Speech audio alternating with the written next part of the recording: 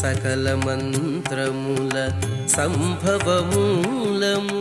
శ్రీ విష్ణు రూపాయ నమః శివాయ. విచిన్వ్యంతస్తపసా తస్థివేయ్యః కించిత్ తత్వం ప్రాణహేతోర్నతోస్మి దదాతు దేవః సవరానిదేష్ట నాభిష్టుతో న ప్రభురవ్యయః సదా. విచిన్వంతః, విచిన్వంతః అంటే అన్వేషకులు అని అర్థం, వెతికేవారు అని. ఈ వెతుకుతున్నారట. ఆ వెతికేటువంటి వారు అనగా జ్ఞానులు అని అర్థం. జ్ఞానుల పని వెతకడం. వెతకడం అంటే అన్వేషణాత్మక దృష్టితో సాధన చేయడం. అందుకు సృష్టిలో సాధనకు ప్రధానమైనటువంటిది అన్వేషణాత్మక దృష్టి. అదే కావాలి అనేటువంటి తపనతో కూడా అన్వేషించాలి.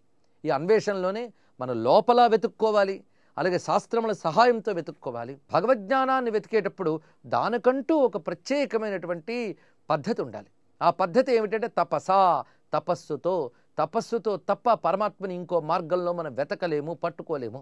తపస్సుతో అన్వేషించేటటువంటి వారు మాత్రమే ఏ ఉత్కృష్టమైన తత్వాన్ని తెలుసుకుంటారో ఆ ఉత్కృష్ట తత్వరూపుడైన శివునకు నమస్కారము. తత్స్థవీయ అంటే అనిర్వచమైన పరబ్రహ్మమే సుస్థిరమైనది.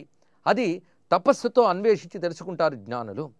కించిత్ తత్వం ప్రాణహేతోర్నతోస్మి. అటువంటి సూక్ష్మమైన తత్వాన్ని, అనిర్వచనీయమైన తత్వాన్ని నేను నమస్కరిస్తున్నాను. కించిత్ అంటే ఒకానొక, కొంచెమైన, అంటే మాటతో వర్ణించలేని సూక్ష్మమైన ఈశ్వరతత్వం ఉన్నదో దానిని మేము ప్రాణహేతువులకే నమస్కరిస్తున్నాము. దదాతు దేవః సవరానిహేష్ట. అతడు మాకు ఇష్టము లేని వరముల్ని ఇచ్చుగాక. ఆ దేవుడే ఈ నమస్కారం చేత మనకు ఇష్టము లేని వరముల్ని ఇస్తూ ఉన్నాడు. అతడు ప్రభువు అవ్యయః. ఇక్కడ మళ్ళీ ప్రభు అవ్యయ అనే రెండు శబ్దములు వచ్చాయి. వీటి విస్తారమైన అర్థాన్ని మనం సహస్రనామాలు ఎలాగూ చెప్పుకున్నాం.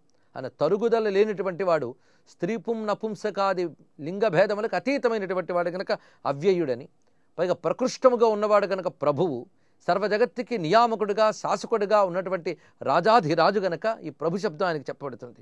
అటువంటి ఆ పరమేశ్వరుణ్ణి మేము స్తుతిస్తూ ఉన్నాము అన్నారు ఇక్కడ. ఇలాగా మనం అనుభవిస్తున్న సర్వము శివమయమనే ఎరుక కలిగి ఆరాధన చేయాలి అని ఈ మొత్తం 9 శ్లోకముల యొక్క సారాంశం. భగవంతుని ఎందుకు స్తుతించాలి, ఎలా స్తుతించాలి అనేదాన్ని కృష్ణ పరమాత్మ స్వయంగా ఈ 9 శ్లోకాల్లోనూ మనకు చూపించారు. దేవతల్ని దేవుణ్ణి కలిపి ఒకే చోట ఇచ్చినటువంటి ఈ 9 శ్లోకములు మహిమాన్వితమైన శ్లోకములు కనుకనే దీని గురించి ప్రత్యేకమైన ఫలశ్రుతిని కూడా కృష్ణ పరమాత్మ వివరిస్తున్నారు. ఇమం స్తవం సన్నియతేంద్రియశ్చ భూత్వా శుచిర్యః పురుష పఠేత అభగ్నయోగో నియతో మాసమేకం సంప్రాప్నుయాదశ్వమేధే ఫలం యత్. సర్వం శ్రీ సాంబ సదాశివ చరణారవిందార్పణమస్తు.